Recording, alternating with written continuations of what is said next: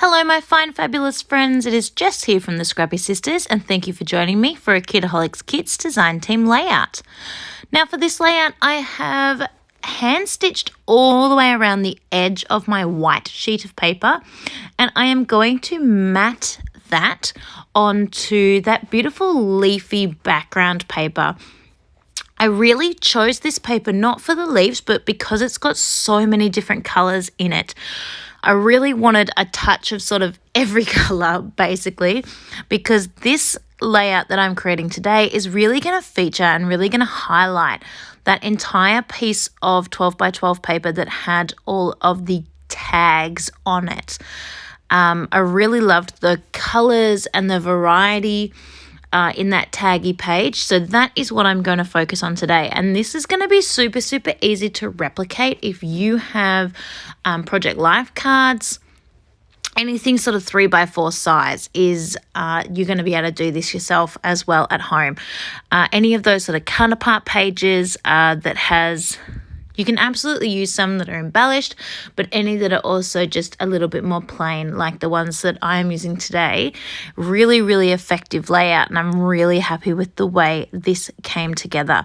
One of the big highlights in this layout is definitely the stitching, taking some time to do the stitching. You could obviously, people have stamps or pens that you could draw the stitching with.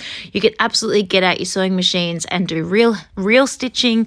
I personally chose to do hand stitching because I enjoy it, but you absolutely don't need to do that. But I do think having that stitching around the edge really just adds something else to the page. So I think it'd be really cool if you do scrap lift something like this, just to add a little pop of something onto your cards as well. Now, these were actually tags on the cut apart sheet, and Paige Evans had designed them to have a rounded corner on the bottom section of the tag. So I chose to roll with that, and I put a rounded corner all the way around. Obviously, I cut the top of the tag off so it doesn't have the hole punched area anymore, and just made them into 3x4 cards.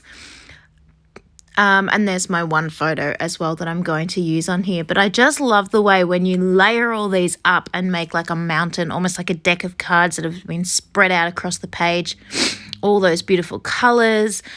It all just ties in together so well. I think it's such a really effective look to the page. It uses these up, which I often find quite difficult to use, and I just really think it's really striking. So basically, you could almost stop right there. You don't even need to embellish this page if you do not want to. Now, I can never say no to even just a little bit of embellishing. So I am going to pop on some of these pieces. This one doesn't completely match, but I thought it might be a little bit of a difficult piece of ephemera to use. So I popped it on now, being kind of close to the theme of what this photo is about. For anyone else watching this video, you might wonder what on earth is this photo all about. It is a picture of my breakfast. What I am actually documenting here, which gives it away when the title comes on, but of course I will add some journaling later on, is the jam. So that jam that you can sort of see just to the right of my crumpets, that is homemade jam. I've never made jam before, but my mum is amazing. And that is what I gave as an alternate drop at my wedding as my bonbonnieres. So if you came in a couple, you ended up leaving with a jam and a homemade soap. I did not home make the soap myself, though. I did outsource that. But I did home make the jam and all the labels and all of that stuff. But I never really got to taste it because I wanted to make sure there was enough for everybody. So I didn't eat any until after the wedding, and I got to bring some back home. So this is like my very first time of tasting the jam. And it was good. It was really good. So yeah, I'm very happy about that. But anyway, so all of these sort of good mornings and that the little bag of fruit and veggies looks like you've gone shopping.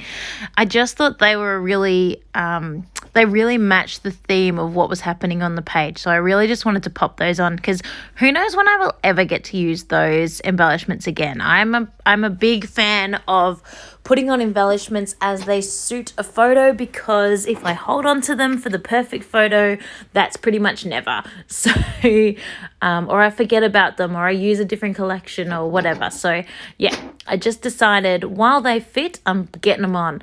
But I really didn't want to over embellish this page. I'm really happy with the way all those cut aparts look in the background, and I don't want to, ruin that by adding too much extra to the page. There's a big title, there's a lot of color. I think it's looking pretty amazing as it is. So I am going to call it. I'm going to put on some splatters, and I'm going to enjoy this layout exactly as she is.